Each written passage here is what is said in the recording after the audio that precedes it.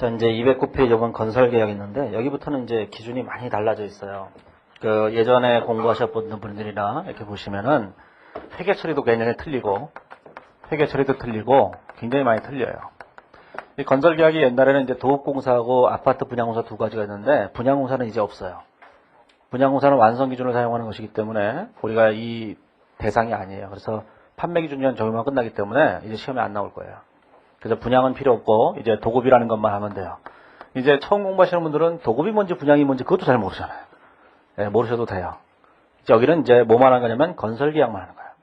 건설계약만 하는데 우리가 주로 건설계약을 하는 회사들이 어떤 회사냐면 건설회사예요. 건설회사, 건설회사. 그럴 것 같잖아요. 건설계약이니까. 그렇죠? 그 다음에 또 어떤 회사가 있냐면은 조선회사들이 있어요. 대우조선해양, 현대중공 이런 회사들이 있는데 우리 시험에서는 거의 대부분 다 건설회사만 다뤄요. 현대건설, GS건설 이런 데만 다룬다고요. 그러면 이 건설회사가 있다고 할 때 이 건설회사가 하는 공사 중에 가장 중요한 두 가지 공사가 있는데 첫 번째 공사가 도급공사라는 거고 도급공사라는 게 있고 또 하나는 분양공사라는 게 있어요. 분양공사. 자, 도급공사와 분양공사를 이제 구분해 보시면 되는데 자, 도급공사라고 하는 것은 뭐냐면은 남한테서 도급을 받는 거예요. 도급을 받는다는 얘기는 뭐냐면 남의 물건을 만들어주는 거를 우리가 도급이라고 한다고요. 그러면 예를 들어서 도로건설공사를 한다 그러면 도로건설공사를 해요. 도로건설공사를 하면 도로건설공사는 누구 도로를 건설해 준 거냐면 국가의 도로를 건설해 주는 거잖아요. 예를 들어서 서울시청을 만드는데 서울시청을 건립하는데 시청을 건설해 주는 공사를 하죠. 이렇게. 그러면 시청은 누구 거냐면 서울시 거잖아요. 남의 걸 만들어 주는 거를 우리가 도급공사라고 한다고요. 그러면 어떤 계약을 맺냐면은 서울시나 이런 데로부터 서울시와 건설회사가 계약을 맺는 거예요. 어떤 게 계약을 맺냐면 이렇게 계약을 맺죠. 계약을 건설회사랑 자 500억을 줄 테니까 도로를 건설해달라. 500억을 줄 테니까 서울시청을 건설해달라. 이렇게 계약을 맺는 거예요. 그런 걸 우리가 도급계약이라고 해요. 그런 걸 도급공사라고 하는 거예요. 이렇게. 자, 여기서 얘기하는, 이 챕터에서 얘기하는 건설계약이란 이런 계약을 말하는 거예요. 자, 그 다음에 분양공사라고 하는 것은 뭐냐면 건설회사가 땅을 사서 땅에다가 아파트를 지어서 팔잖아요. 그런 걸 분양이라고 하죠. 아파트 분양. 그 아파트 분양도 우리나라에서는 옛날에 뭘로 봤냐면 건설계약이라고 봤다고요. 자, 그런데 국제회계 기준에서는 이 분양공사를 건설계약이라고 보지 않아요. 그래서 건설계약이라고 본다면 우리는 뭐가 되냐면 진행기준을 적용해야 되는데 진행기준을 적용하지 않는다고요. 그래서 우리는 여기에 대한 공부를 안 하게 됐죠. 그래서 행복해진 거예요. 행복이 시작되는 거죠. 이렇게 된 거예요. 이제 우리는 땅의 고통에서 벗어날 수 있어요. 분양공사에서는 이제 땅이 나타나는데 땅값이 아무리 뛰어도 우리는 고민할 필요가 없다. 이제 이런 거 신경 쓸 필요 없어요. 우리에게 하는 건 유독 딱 하나예요. 어떤 사람이 우리에게 건물을 지어달라고 해요. 건설회사한테 딱 도로를 건설해달라고 하고 그 다음에 뭐 저수지 만들어달라고 항만을 만들어달라고 한다. 배를 만들어달라고 한다. 그런 얘기를 하는 거예요. 지금. 그런 계약을 우리는 건설계약이라고 한다는 거죠. 그래서 혹시 옛날 걸 기억하시는 분들을 위해서 제일 밑에 209페이지 연구에다가 아파트 분양 이렇게 하나 써놨어요. 읽지 마세요. 아파트 분양은 관계없다. 이런 얘기를 하는 거예요. 이게. 자, 그러면 건설계약이라는 건 도대체 뭔가? 자, 209페이지에 오면은, 자, 건설계약은 첫 번째 문단에 보시면 단일 재산의 건설이나 설계, 기술 또는 기능 또는 그 최종 목적이나 용도에 있어서 밀접하게 상호 연관되거나 상호 의존적인 복수자산의 건설을 위해 구체적으로 협의된 계약을 말한다. 힘들죠? 그렇게 읽지 마시고, 그 밑에 문단을 보시면, 교량, 건물, 댐, 파이프라인, 도로, 선박, 터널 같은 자산들을 건설해 주는 것을 건설계약이라고 한다. 이렇게 생각하시면 돼요. 대부분의 시험 문제는 건물을 짓는다, 교량을 짓는다, 도로를 짓는다, 뭐 이러고 끝난다고요. 이렇게.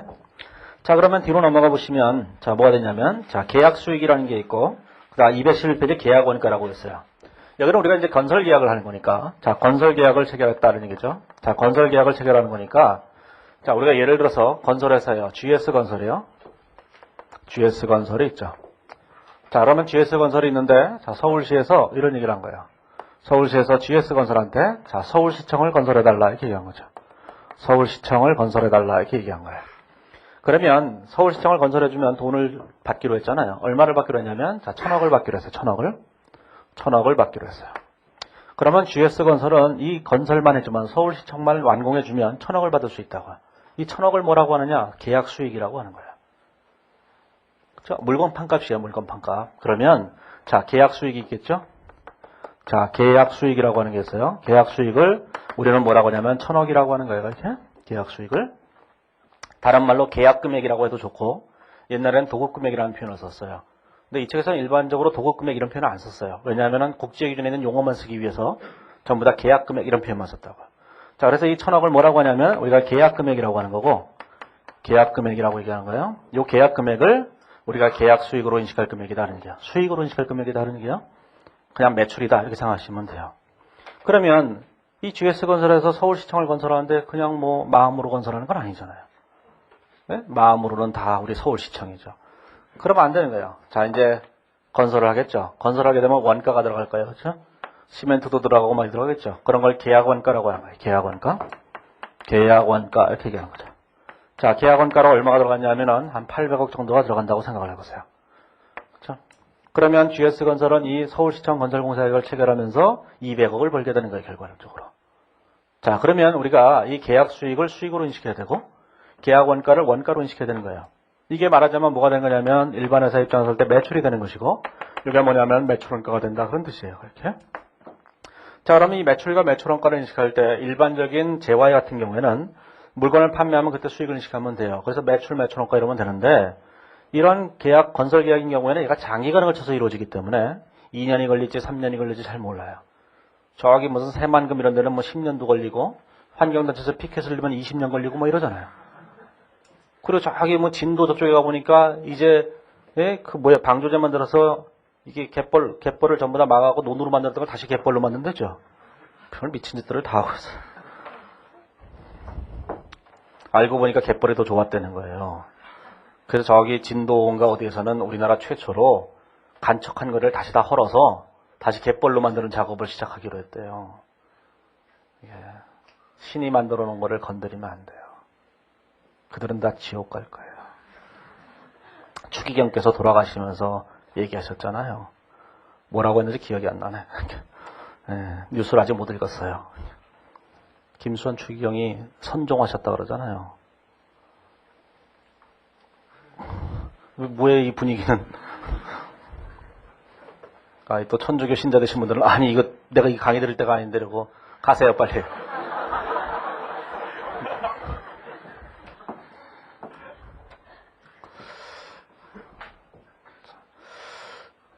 몇몇 철없는 사람들은 추기경 하나 줄었구나 이런 거 갖고 아쉬워해요. 예, 나라의 원로가 돌아가셨구나 이런 생각을 안 하고. 자, 아무튼 간에 몇 년에 걸쳐서 한다고 이게 3년, 5년에 걸쳐서 해요. 그래서 진행기준이라고 하는 것은 우리가 공사를 조금씩 할 때마다 뭐냐면 우리가 수익을 인식할 수 있게 되는 거예요. 왜냐하면 계약을 맺고 1000억을 받기로 했죠? 그럼 간단하게 얘기해서 건물이 10층짜리 건물을 짓는데 10층짜리 건물 중에서 3층을 지었다고 생각해요. 3층을. 그럼 뭐가 되겠어요? 3층을 지었다고 생각하면 전체적으로 30%를 완공했다고 볼 수 있잖아요. 그러면 전체 1000억 중에서 300억을 우리가 수익으로 인식할 수 있다는 거예요. 말하자면. 그런 거를 우리는 뭐라고 하냐면 진행기준이라고 하는 거죠. 진행기준에서 제일 중요한 거는 이 계약 수익이라고 하는 것도 진행률에 따라서 수익을 인식하자는 거예요. 그러면 이렇게 되겠죠. 이렇게. 어떻게 되는 거냐면은 자, 연도별로 볼 때 3년에 걸쳐서 공사가 완공된다면 첫 해가 2009년인데 이때 진행률이 30%, 두 번째 진행률이 2010년도인데 진행률이 70%, 마지막에 100%의 공사 진행률을 보인다면 첫 해는 자, 수익으로 30억, 300억을 이렇게 인식하면 되는 거예요. 그러면 공사원가는 얼마나, 계약원가는 얼마나 인식하면 돼요? 전체 중에서 30%니까 800억 중에서 30%니까 얼마 돼? 240억을 이렇게 인식하면 되겠죠. 이렇게. 이렇게 계약 수익과 계약 원가를 진행률에 따라서 인식하는 것을 우리가 진행기준이라고 한다고. 옛날 기준하고 틀려요. 옛날 기준은 이 계약 원가를 단기 발생한 계약 원가는 다 공사원가로 보냈다고. 계약 원가로. 그런 걸 이제는 안 해요. 이제는 무조건 진행률을 먼저 계산하고 진행률에 따라서 계약 수익과 계약 원가를 진행률에 따라서 보내는 거예요. 무조건 둘 다. 얘도 그렇고 얘도 그렇고. 기준이 다르다는 걸 이해하셔야 돼요. 이게 이 부분부터는 기준이 국제 기준하고 우리나라 기준이 틀려요. 회계 처리도 많이 틀리고. 그래서 훨씬 더 쉬워졌어요. 진행률만 계산하면 계약 수익도 진행률에 따라서 보내고 계약 원가도 진행률에 따라서 보내는 거예요. 전체 금액을. 자, 그걸 기억하셔야 돼요. 자, 여기서는 이제 그 계산 문제가 워낙 중요한 챕터이기 때문에 다른 건 그다지 중요하지 않아요. 여기 보시면 자, 몇 가지 먼저 읽어보시면 210페이지에 계약 수익이라고 하는 것은 그 파란색 글씨로 파란색 글씨 바로 위에 첫 번째 문단을 보시면 계약 수익은 건설 사업자가 발주자로 건설 사업자가 누구예요? 건설회사예요. GS건설이 발주자가 누구냐면은 서울시청이야. 발주자는 우리에게 공사를 주는 사람을 발주자라고 한다고. 이제 또 건설업을 잘 모르실 테니까 용어 자체도 잘 독특하잖아요. 발주자가 공사를 맡기는 사람을 발주자라고 하는 거예요. 건설 사업자는 건설회사를 말하는 거고, 건설 사업자가 발주자로부터 지급받을 건설 계약 금액에 근거하여 계산하는데, 계약 수익은 수령하였거나 수령할 대가의 공정가치를 측정한다. 이렇게 돼 있어요. 왜 수령할 대가의 공정가치예요? 자, 계약 수익은 여기 수익 매출이잖아요. 이건 측정할 수 없는 거라니까요. 그 개념책에 나오잖아요.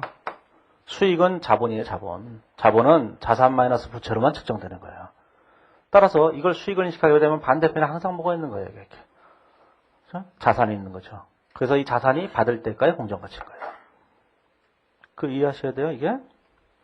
자, 그러면 이제 그럼 그렇다 치고 이게 그 다음 걸 생각해 보세요. 자, 그러면 거기 보시면은 자, 이러한 금액이 뭐냐? 1번 최초에 합의된 금액. 동그라미 2번에는 공사 변경, 보상금, 장려금에 따라 추가되는 금액. 이렇게 돼 있다는 거죠. 자, 밑에 있는 다른 얘기는 별로 중요하잖아요. 중요한 얘기는 뭐냐면은 동그라미 1번과 동그라미 2번에서 계약 수익이라고 하는 그 계약 금액이 매번 바뀔 거다라는 거예요. 뭐 세세한 얘기를 너무 신경 쓰지 마시고 언제나 바뀌는 거예요. 자, 뭐냐면은 절차면 서울시청에서 공사를 서울시청을 이렇게 만들어 달라고 할 때 1,000억 주겠다고 했어요. 1,000억 주겠다고? 그러면 GS건설이 그걸 만들다가 설계를 변경해요. 설계 변경이라는 건 다 하는 거예요, 원래. 아니, 처음에 지하철 공사 계약을 맺어요, 지하철. 저기 여의도에 있어요, 여의도. 자, 촌에 있는 사람들은 여의도가 섬인지도 몰라요. 자, 촌에서 온 사람들. 참, 이게 섬이죠. 여의도가 섬이에요? 그런다, 그게. 여의도, 도는 섬이에요, 도. 여의도. 도 섬이에요? 아, 여기도 섬이 되니까요, 여기. 마포대교 건너가면 섬이에요. 섬인데, 여기다가 5호선을 이렇게 뚫어놨어요. 지하로. 그러면 여기서부터 여기까지 공구를 맡은 데가 있어요. 지하철 건설 공사 계약을 맺을 때가 있을 텐데, 공사 계약을 체결할 때, 예를 들어서 100억만 주면 이게 하겠다 그런다고, 얘가. 근데 100억 갖고 안 되거든요, 실질적으로. 하지만 공사를 일단 낙찰을 받아야 돼요. 그래서 일단 100억 해요. 100억 하면은 이게 어떻게 되겠어요? 이게 옆에서 보면은 이 한강에 이렇게 물이 막 흘러가고 그 밑에 있는 여기를 뚫는 거거든요. 이렇게. 저는 이런 공법에 대해서 이해할 수가 없어요. 그냥 위에다 다리를 놓으면 되는데 왜 이런 짓들을 하고 있는지. 전 땅 파는 걸 되게 싫어하거든요. 무슨 두더지들도 아니고. 그러면 여기를 이렇게 뚫고 가는데 100억 갖고 되겠어요? 안 된다고요. 그래서 뭘 하냐면은 이들이 설계를 변경해요. 설계를 변경하면서 여기 갑자기 이거 암초가 있네요. 약간 돌려야 되겠네. 그러면은 150억이 필요하네요. 이렇게 설계를 변경해요. 그럼 서울시에서 뭐라 그러겠어요? 아니 100억에 처음에 한다 그랬잖아. 그랬죠 그땐. 그래서 아니 그럼 100억에 해야지 무슨 150억이야 그러면 그럼 마음대로 하세요. 물이 새든지 말든지. 그러면은 150억으로 올라가요. 이게 설계 변경. 그러니까 공사를 하면서 계속 바뀌는 거예요. 공사 금액 자체가. 그래서 원래 처음에 입찰할 때보다 공사 금액이 훨씬 더 커져 있다고 이게. 그래서 건설회사들이 일단 저가 입찰하고 설계 변경을 통해서 계속 가격을 올려요. 그들의 수법이에요 이게.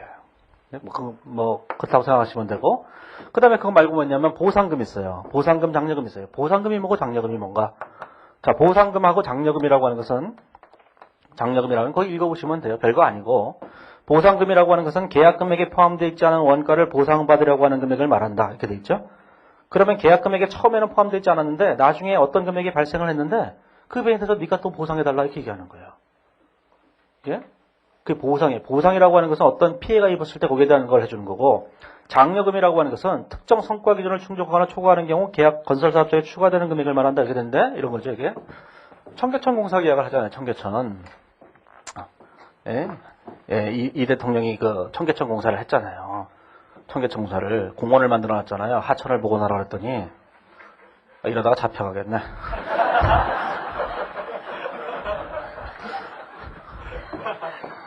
뭐래 이렇게 거지 같은 나라가 다. 뭐 말을 할 수가 없어요. 근데 청계천은 하천 복원이잖아요. 하천 복원은 하천을 복원시켜야 되는데 공원을 만들어 놨잖아요. 저는 그러라고 뽑아준 게 아니었고요. 저는 청계천 복원한다 그래서 그냥 찍었어요. 진짜로. 이렇게 복원할 줄 알았으면 안 찍었어요. 청계천에는 이 밑에는 그 밑에 있는 흙이 흐르는 게 아니죠. 흙이 있고 거기에 붕어들이 막 살고 메기가 살고 이래 되잖아요. 무슨 밑에다 콘크리트를 깔아놓고는 메기야 오너라 이러면 오겠어요 이게. 이거 갖고 또 세계 환경상인가 뭐 받았죠? 그 환경상 주는 걔네들도 미쳤어요. 옛날에 우리나라에서 86 아시안게임 88 올림픽 할 때 한강을 주변을 전부 다 그 뚝으로 쌓았잖아요. 그래서 외국 유럽 사람들을 불러다가 자, 우리가 이렇게 멋있겠다 이랬다는 거예요. 엄청나게 자랑했다고요. 외국인들에서 그랬어요. 다 미쳤구나 얘네들. 그래서 요즘 다 파헤치고 있죠 다시? 원래 있었던 습지 만든다고. 그렇잖아요 이게. 이건 복원이 아니에요. 차라리 고가에 있는 게 더 나아요. 네? 교통이라도 빨리 움직이게. 조금만 더 하면 잡혀갈지 모르니까.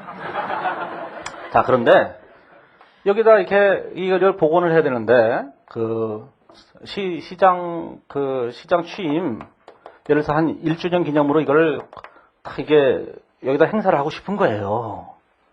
행사를 하고 싶어 죽겠는데 취임 기념일이 6월 1일에 6월 1일. 그런데 공사를 해야 되는데 공사를 언제까지 할 수 있느냐? 예를 들어서 8월 1일이면 완공이 되는 거예요. 그럼 서울시에서 뭐라 그랬어요? 시장님 이거 하셔야 되니까 빨리 좀 완공하라고. 그러면 현대건설연에서 뭐라 그랬어요? 못합니다. 이럴 거라고요. 그래서 아니 빨리 좀 해달라고 그러지 말고 그래도 절대로 못합니다. 우리 공기를 못 맞춰요. 얘기하겠죠? 그러면 서울시에서 얘기한다고요. 100억 더 줄게. 그럼 여기서 뭐라 그랬어요? 합니다. 무조건 하는 거예요 이게. 그때 100억을 더 주기로 한 것 그게 뭐예요? 그거예요. 그거. 장려금이에요. 장려금.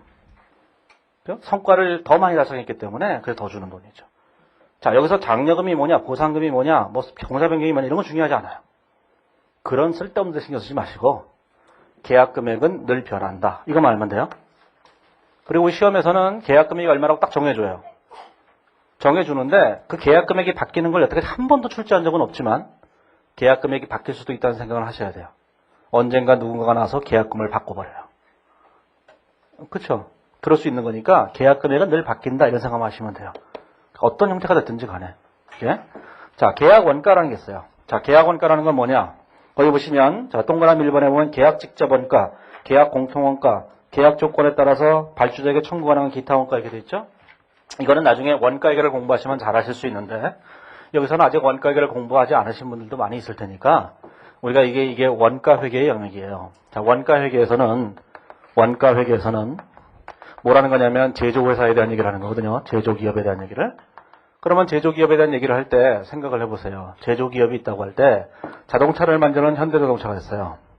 자동차를 만드는 현대자동차에서는 뭐가 들어갔어요? 재료비가 들어갔죠? 재료원가? 자, 재료원가라는 것은 뭐냐면은 자동차를 만들 때 들어가는 요 바깥에 있는 철강, 타이어 이런 것들이에요. 우리가 물리적 실체가 딱 보이는 것들, 그게 재료원가예요. 그 다음에 노무원가가 있어요. 자, 노무원가라고 하는 것은 요거를 조립하고 이러는 인건비가 필요하다고요. 그게 노무원가예요. 그 다음에 제조간접원가라는 게 있는데 간접원가라는 게 있어요.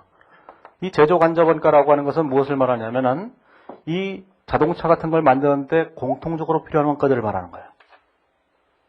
다른 말로 이제 제조 공통원가라고 해도 좋아요. 이렇게. 자, 그러면 자동차를 만드는데 재료원가, 노무원가, 제조간접원가가 들어간다면 건물을 지을 때도 똑같이 들어갈 거예요. 건물을 지을 때도 역시 뭐가 되겠어요? 건물을 지을 때도 재료원가 들어가겠죠? 시멘트, 철근 이런 거 들어갈 거예요. 재료원가, 그 다음에 뭐가 됐어요? 노무원가 들어가겠죠? 인건비 들어갈 거예요. 그 다음에 간접원가 다 들어가겠죠? 당연히. 이들도 커피 먹어요. 이들도 커피 먹고. 공장에서 먹는 커피값, 그게 뭐예요? 제조간접원가예요. 커피를 먹어야, 그게 뭐예요? 커피는 카페인에 중독돼갖고, 피곤하지 않게 일할 수 있잖아요. 그렇죠? 이게. 자, 그런 거기 때문에, 여기서 계약 원가도 일반적으로 자동차 만들 때 들어가는 재료원가, 노무원가, 제조간접원가처럼, 여기도 계약 원가도 똑같은 원가들이 발생한다는 얘기예요. 기본적으로 건설사를 현대자동차가 똑같다고 생각하시면 돼요. 그렇다고 해서 여기서 제가 원가계를 공부한 다음에 다시 합시다 이렇게 얘기할 수는 없는 거니까 이 계약 원가가 뭘로 구성되어 있는지 여부는 재료원가, 노무원가, 제조간접원가로 이루어져 있는데 이 구체적인 내용은 나중에 원가에서 하시면 되는 거예요. 여기서 취급하는 게 아니다 그 얘기예요. 자, 뒤로 넘어가 보시면 나머지는 그냥 읽어보시기만 하세요. 별거 아니니까. 자, 가로 2번에 보시면 가로 그림 5-1을 보시면 계약 직접원가와 계약 공통원가가 있는데 계약 직접원가라고 하는 것은 특정 계약과 직접적으로 관련된 거예요. 그 다음에 계약 공통원가는 특정 건설계약과 직접 관련된 것이 아니라 여러 공사와 관련된 거예요. 그게 공통원가예요. 예를 들어서 이렇게 생각하면 되죠. 건설 현장이 A 건설 현장, B 건설 현장, C 건설 현장이 있어요. 그럼 여기다 땅을 파야 돼요. 여기는 SK 케미컬 연구소죠. SK 건설이 지었다 하잖아요. 무너뜨렸다 하잖아요. 그쵸? SK 케미컬. 몰라요? 어제 낮전에 판교. 에이, 영화도 좀 보세요. 영화가 아니라 참 텔레비전도 좀 보고.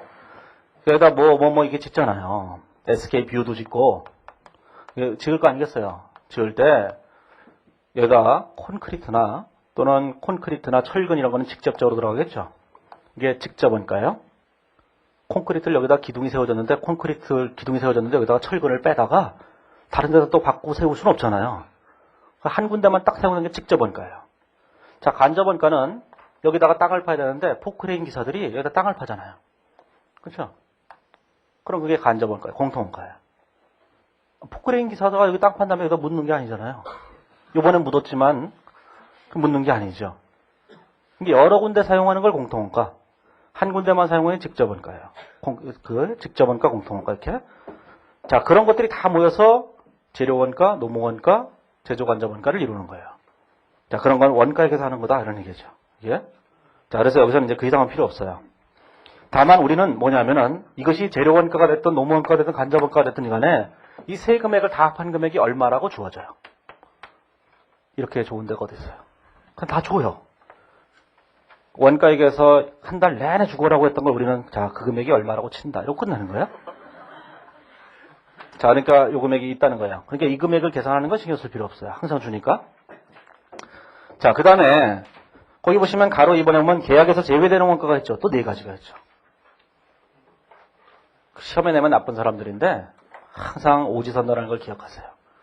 그래서 4개만 나오면 그냥 무조건 중요한 거예요. 실제 중요하든 중요하지 않든 간에 4가지가 나오면 꼭 읽어보셔야 돼요. 예, 그런 건 나중에 객관식 같은 데서 보셔도 되고 여기서 그냥 보셔도 되고 안 보셔도 돼요. 여기서는. 솔직한 얘기요. 자, 뒤로 넘어가 보시면 자, 계약 수익을 인식해야 되는데 자, 이제 건설 계약 금액을 어떻게 계산할 것인가 이걸 정해야 됐죠. 자, 건설 계약 금액에는 정액 계약과 원가 보상 계약이 있어요. 정액 계약과 원가 보상 계약이 있는데 자, 원가 보상 계약을 시험에 냈던 적은 없어요. 여태까지. 하지만 자, 정액 계약은 이렇게 약속한 거예요. 정액 계약은 이게 정한 거예요. 자, 이 건물을 지어주면 자, 100억을 주겠다 이렇게 약속한 거예요. 이게 정액 계약이에요. 더 이상 안 줘요. 무조건 100억을 줘요. 공사를 하다가 건물을 짓다가 110억이 들어가면 10억 손실인 거고 90억 들어가면 10억을 버는 거예요. 물론 설계 변경이라는 방법도 있긴 하지만 아무튼 간에 그렇게 된 거죠. 자, 원가 보상 계약이라는 게 있어요. 자, 원가 보상 계약이라고 하는 것은 무조건 뭐가 되는 거냐면은 원가를 보상해 주는 거예요. 이런 계약은 군납을 할 때만 발생해요. 일반적으로. 왜 군납을 할 때 발생하냐면은 우리가 이제 정부와 국방부하고 계약을 맺게 되면 대우조선해양이나 이런 데서 잠수함을 만들어요. 잠수함 한 대를 이렇게 만들어주면은 100억을 주겠다고 약속을 한다고. 자, 근데 잠수함을 만들다 보면 원가가 자꾸 들어가요. 그럼 120억이 들어가요. 그러면 대우조선해양은 무슨 생각을 할 거예요? 이제 재료를 빼기 시작하죠. 미쳤어요? 손해볼 수는 없잖아요. 그러다 여기다 이제 주요한 자료들을 다 빼요. 장비들을. 그럼 얘가 내려가는데 올라오질 않고 비행기가 이륙을 하는데 추락만 하고 뭐 이런다고 이게. 그러니까 국방부 입장에서 볼 때는 실제로 군작전을 하면서 실제로 전쟁을 막 하려고 그러는데 얘가 안 떠오르면 큰일 나잖아요. 그래서 군대 납품하는 것들은 전부 다 뭐냐면 진짜 좋은 것들만 써야 돼요. 진짜 좋은 것들만 써야 되기 때문에 이 원가 보상 계약을 할 때는 원가가 얼마를 발생하든지 간에 관계없이 여기다가 일정 이익을 보상해 주는 거예요. 자, 그러면 이제 대우조선해양 이런 데서는 또 무슨 생각을 하냐면은 원가를 무조건 부풀리기만 하면 돼요. 이건 무조건 정부에서 보상해 주니까. 그래서 대우조선해양 같은 데 조선소를 가보면 군에서 납품한 잠수함을 만들고 여기는 일반 선박을 만들어요. 자, 그러면 인원이 일을 하는데 10,000명이면 여기서 9,999명이 일을 해요. 원가는 어차피 보상해 주는 거니까 여기 한 명에서 하는데 다 해요.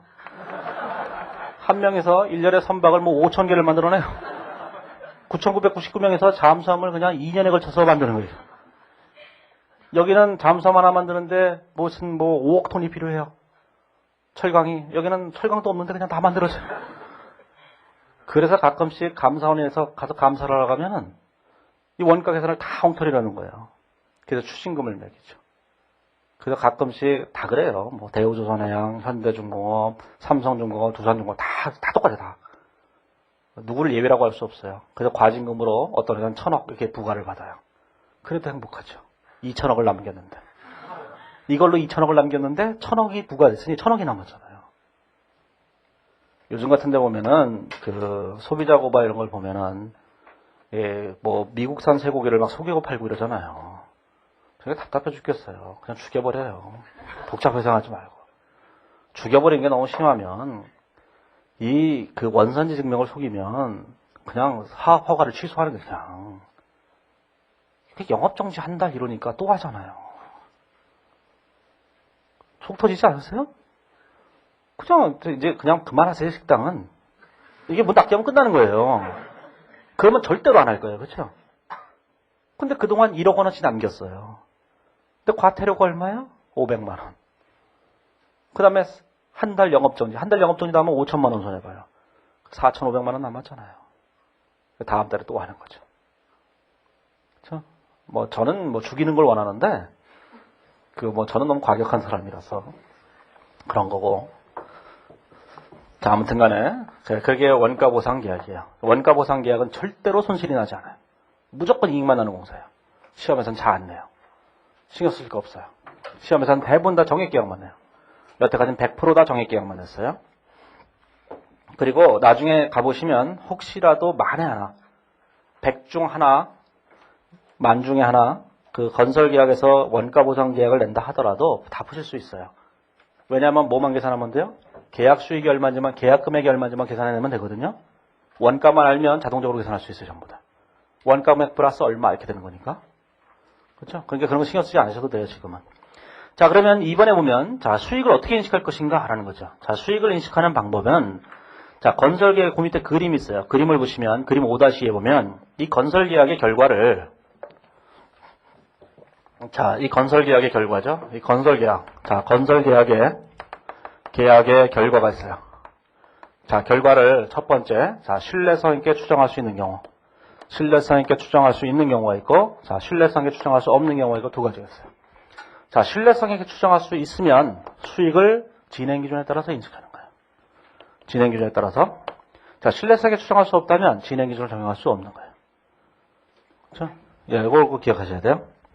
그러면 자, 신뢰성 있게 추정할 수 없는 경우는 어떻게 할 것인가 라는 얘기가 곧 밑에 나오는데 그건 나중에 뒤쪽에 다시 얘기할 거니까 그거는 시험에서 자주 출제하지 않아요. 여태까지 딱 한 번 출제했어요.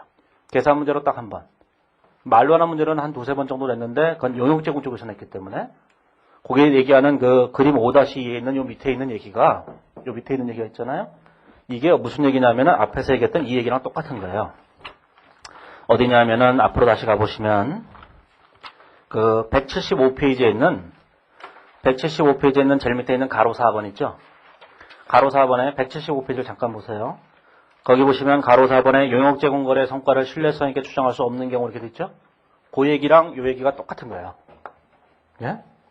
그럼 나중에 제가 강의할 때 요 얘기를 강의할 거예요. 그러면 요 얘기만 보시고 거기는 175페이지에 있는 제일 밑에 있는 가로 4번이 똑같은 얘기라는 걸 이해하셔야 돼요. 시험에서는 예를 냈던 적은 없어요. 한 번도.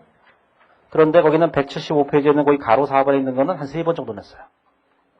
똑같은 얘기라는 거 아셔야 돼요. 건설계약과 용역의 제공은 같은 거예요. 잘 모르실지 모르겠지만 건설회사 의 도급공사가 실제로는 용역이거든요. 그래서 건설회사가 건설업이 뭐냐? 그럼 뭐라고 했냐면 서비스업이다 이런다고요. 건설업이 무슨 업종이냐 이러면 3차 산업이라 그래요. 서비스업이라고. 그래서 세금 계산서도 보면 앞에 이렇게 써있어요. 건설 용역을 제공하는 회사라고 이렇게. 그래서 건설이 서비스예요. 서비스. 그래서 용역 제공하고 똑같아요. 완벽하게. 그러니까 이 챕터에서 얘기하는 모든 얘기는 용역 제공과 같은 것이다. 이렇게 생각하시면 제일 편할 거예요. 이게. 자, 이제 다시 뒤로 가보시면은 이제 이렇게 됐어요. 그러면 이제 가장 중요한 게 뭐겠어요? 이거죠, 이게. 이게 제일 중요한 거예요. 자, 그러면 우리에게 가장 중요한 게, 자, 수익을 인식하는 것이고, 그 다음에 뭘 인식하는 거죠? 원가를 인식하는 거예요. 비용을 인식하는 거예요. 수익과 비용을. 자, 수익과 비용을 인식하는데, 자, 수익과 비용을 어떻게 인식할 거냐? 자, 수익은 전체 계약 금액에다가 진행료를 곱하는 거예요. 계약 원가도 어떻게 인식하냐면 전체 금액에다가 진행료를 곱하는 거예요. 그래서 거기 보시면 213페이지에 보시면 거기 그림 5-1을 보시면 건설계약 금액에다 진행료를 곱하고 추정 총계약 원가에다 진행료를 곱하죠.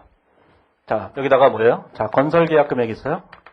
건설계약 금액이 있는데, 자, 계약 금액에다가 뭘 곱해요? 진행료를 곱하는 거예요. 이렇게. 그 다음에 여기다가 뭘 곱하느냐면은 총 원가가 있을 거예요.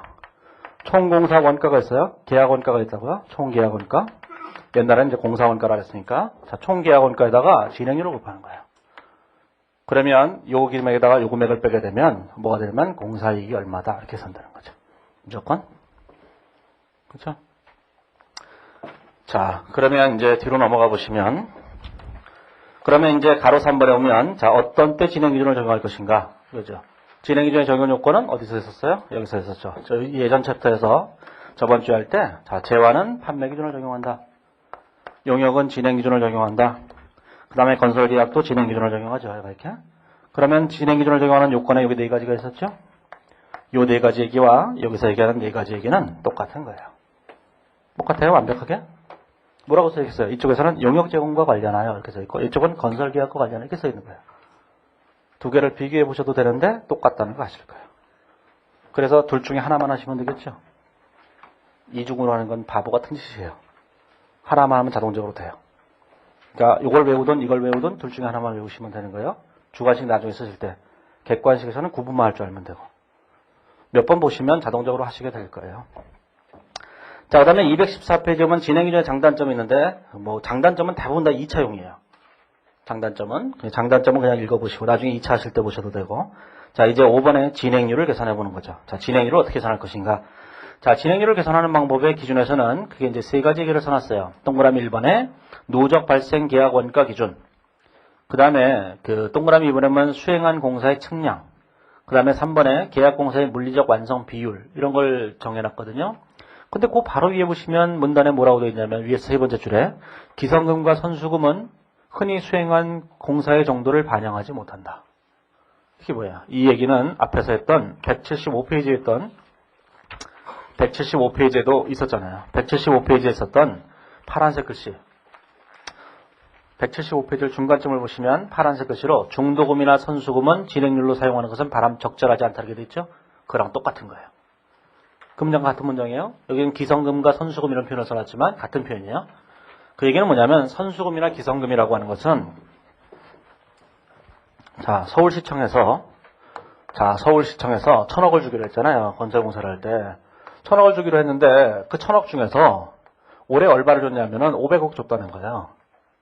이걸 진행률로 사용하면 안 된다 그런 뜻이에요. 돈 받은 비율 이건 안 된다는 거 절대로. 이해하시겠죠? 돈 받은 비율은 절대로 안 된다는 거예요. 돈 받은 비율은. 그래서 선수금이나 기성금 이런 건 안 된다는 거 절대로. 돈 받은 비율은 안 돼요. 자, 그럼 뭐만 사용할 수 있느냐? 진행률로 사용할 수 있는 건 거의 세 가지를 들고 있는데 자, 첫 번째, 두 번째, 세 번째를 생각해 보세요. 자, 요 세 가지 중에서 자, 이런 얘기를 해보죠. 우리가 공사를 할 때 제일 중요한 거는 거기 있는 거 동그라미 1, 2, 3 중에서 동그라미 3번이 뭐죠? 물리적 완성 비율이요. 자, 물리적 완성 비율이죠. 물리적 완성 비율 이렇게 되는 거예요. 알겠죠? 자, 물리적 완성 비율의 문제는 뭐냐면 이런 거죠. 자, 도로를 건설하는 공사를 체결했다고 할 때 도로를 건설하게 되면 도로 전체적으로 자, 10km를 완성해야 되는 거예요. 그 중에서 내가 3km를 완성했다면 우리는 진행률을 30%라고 얘기할 수 있을 거예요. 자, 건물을 지을 때 건물이 10층짜리 건물인데 3층을 완공했어요. 자, 10층짜리 건물이에요. 10층짜리. 그러면 진행률이 30%라고 생각할 수 있을 거예요. 이런 거를 물리적 완성 비율이라고 하는 거예요. 그러면 이 물리적 완성 비율이라고 하는 것을 보면 굉장히 좋은 것처럼 보인다고요. 하지만 물리적 완성 비율은 문제점이 있다고요. 기준은 이 방법을 사용할 수 있도록 하고 있어요. 하지만 문제점이 뭐냐면 이런 문제점이죠. 자, 이 경우에 건물 건설 공사는 땅만 파면 모든 공사가 끝난 거예요. 그래서 어제 SK케미칼 연구소는 공사를 끝내려다가 그렇게 된 거잖아요. 공사에서 제일 중요한 건 땅 파는 거예요. 땅을 파서 기초공사만 딱 해놓으면 그거 하는 데만 해도 무슨 몇 개월이 걸린다고요. 그리고 어느 날 다음날 눈 떠보면 10층이 올라가 있어요. 그렇죠? 그러면 3층을 지었다는 얘기는 뭐냐면 공사의 한 80% 됐다. 이런 것일지도 모르죠. 또 이 공사에서도 보시면 자, 도로를 건설하는데 사실은 여기는 평지였는데 여기는 커다란 산이 있고 섬이에요. 이게. 그럼 여기다 터널을 뚫어야 되고 여기다가 다리를 놔야 된다면 이 얘기가 더 많이 달라지는 거잖아요. 공사는 시작도 안 한 거죠, 이제. 그러면 안 된다는 거죠. 그래서 이제 두 번째 얘기하는 것이 뭐냐면은 거기는 수행한 공사의 측량이라는 거예요. 수행한 공사의 측량이라고 하는 것은 여러 가지 형태로 측량할 수 있는데 가장 대표적인 게 노동시간 비례법이에요. 노동시간에 비례하는 거예요. 예? 자, 노동시간 비례법이라고 하는 것은 뭐냐면 여기는 이 공사를 하는데 필요한 노동시간이 필요해요. 연인으로 몇 명이 투입됐다는 얘기 하죠. 새만금 그 간척공사에는 뭐 연인으로 뭐 500만 명이 동원됐다 이런 얘기 하잖아요. 그런 게 이제 노동시간이거든요. 이 노동시간에 따라서 계산하는 것이 필요할 수도 있죠. 그러면 여기서는 노동시간이 엄청나게 많이 필요하죠. 여기는 노동시간이 적게 필요한 거예요. 그럼 노동시간이 전체적으로 50만 시간이 필요한데 그 중에서 지금은 5,000시간만 들어갔다 이렇게 생각할 수 있잖아요. 그러면 진행률이 이 완성 110km 중에 3km보다는 훨씬 더 좋아졌을 거예요. 그런데 노동시간 비례법도 문제점이 있어요. 여기서부터는 인간이 공사를 안 해요. 여기서부터는 로봇 태권브이가 해요. 그럼 여기서부터는 뭐가 돼? 기계 시간이죠. 그러니까 노동시간이 여기서 하나도 안 들어가기 때문에 요만큼만 되면 진행률이 80몇 %인지도 모르죠. 그래서 그것도 문제가 있는 거예요. 그래서 제일 좋은 방법이 뭐냐면 1번 방법이에요. 이거를 옛날 기준에서는 이제 원가 대 원가법이라고 했는데 그 국제회 기준에서는 누적 발생 계약 원가 기준 이런 표현을 썼어요. 누적 발생 계약 원가 기준이라고 하는 것은 이런 걸 전부 다 돈으로 환산하는 거예요. 돈으로 환산해서 이 전체를 완성하는데 얼마의 원가가 들어갈까지를 총 추정해서 그것분에 여태까지 들어갈 원가를 계산하는 거예요. 그게 가장 합리적이라고 알려져 있어서 여태까지 시험에서는 항상 걔가 가장 많이 출제됐죠. 거의 대부분 문제만 나왔다 그러면 누적 원가 기준으로 했어요. 누적 계약 원가 기준으로. 자, 그러면 누적 계약 원가 기준이 제일 중요한 것이다라는 생각을 해보시고 시험에서는 항상 걔가 가장 많다라는 생각을 하시면 돼요. 사실은 거의 100% 걔만 냈어요.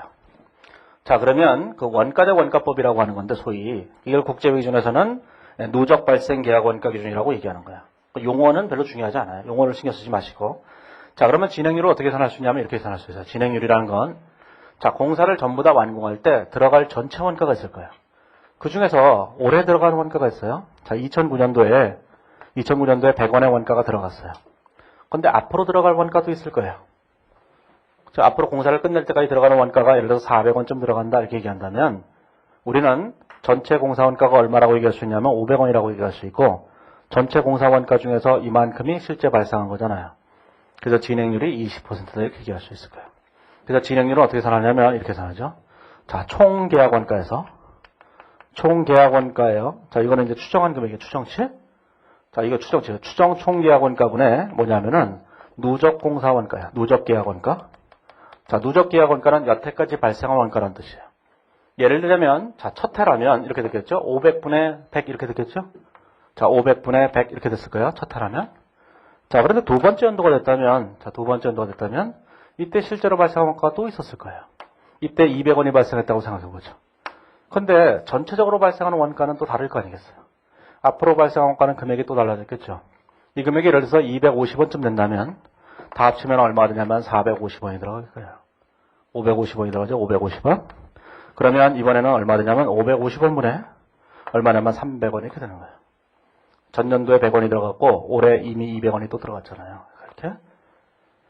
자, 그래서 이 분자에 들어갈 금액은 언제나 누적 원가고 분모에 들어갈 금액은 전체 원가예요. 그러니까 전체 원가 중에서 올 회계연도 말까지 들어간 원가가 얼마인가? 올 회계연도 말까지 들어간 원가를 우리는 뭐라고 하면 누적 원가라고 한다 그런 뜻이에요. 자, 그래서 언제나 진행률이라고 하는 것은 추정 총 계약 원가분의 누적 계약 원가로 계산하는 것이고 이걸 다시 계산해 보면 누적 원가라는 것은 전기말과 단기를 합친 거예요. 그래서 누적이죠, 얘가 이렇게. 자, 그러면 추정 총 계약 원가는 누적 원가에다가 누적 계약 원가에다 뭘 더하냐면은 차기의 예상 원가를 넣어요. 차기 예상 원가. 차기 예상 원가라는 것은 차기에 발생할 거로 예상되는 원가예요. 그러니까 여태까지의 누적 원가 플러스 차기 예정 원가 이렇게 된 거예요. 자, 거기 보면 산식 있죠, 산식. 그 산식을 좀 한번 잘 보시고. 산식을 잘 보시는데, 자, 우리가 여기서 꼭 기억해야 될 거는 뭐냐면 자료가 여러 가지 형태로 주어져요. 자, 우리가 이제 두 번째 연도를 계산한다고 할 때, 자, 2008년, 자, 2009년 이렇게 돼보세요. 2009년도에 진행률을 계산한다고 하면, 자, 이렇게 주어지는 거예요. 자, 단기 발생 계약 원가에다가 총 공사 계약 원가 이렇게 주어지는 경우도 있고. 이게, 자, 그러면 여기 100원이고, 자, 여기 100원이고. 이게 총 계좌원가가 300원이고 350원이고 이렇게 주어질 수가 있어요. 그러면 두 번째 연도의 진행률이란 이렇게 계산하죠. 총 계약원가 350원분에 단기원가 두 개를 더해서 얼마냐? 100 플러스 100 이렇게 계산하시면 돼요. 이렇게.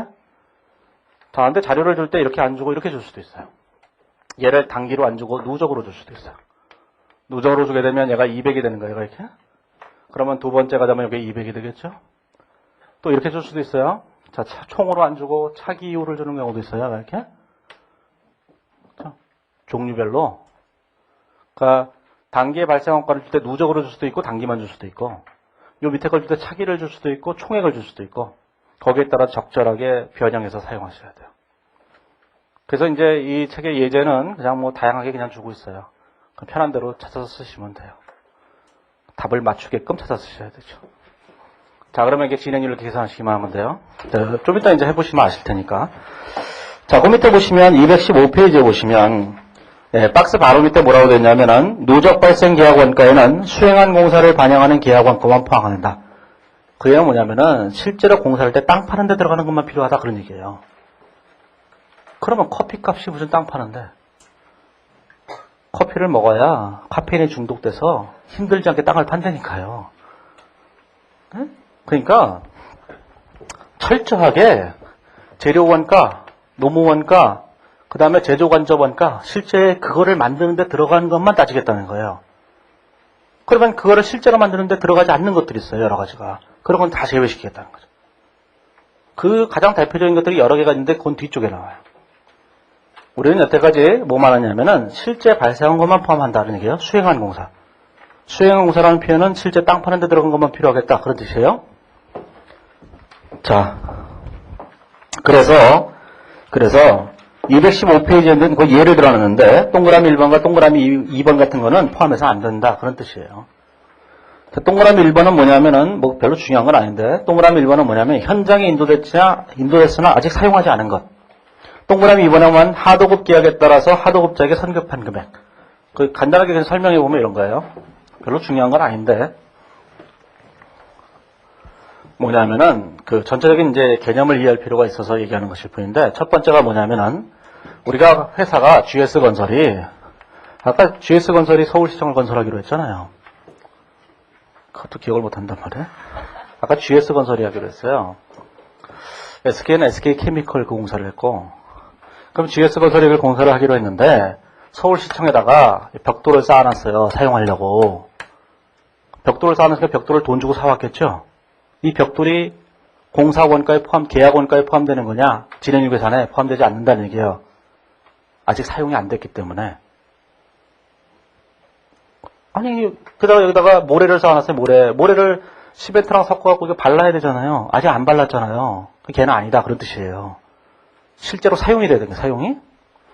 철근 이런 거 아니다. 이런 얘기예요. 철근을 여기다가 콘크리트 기둥을 만드는데 철근을 집어넣어야 그래야 사용된 거예요. 자, 두 번째.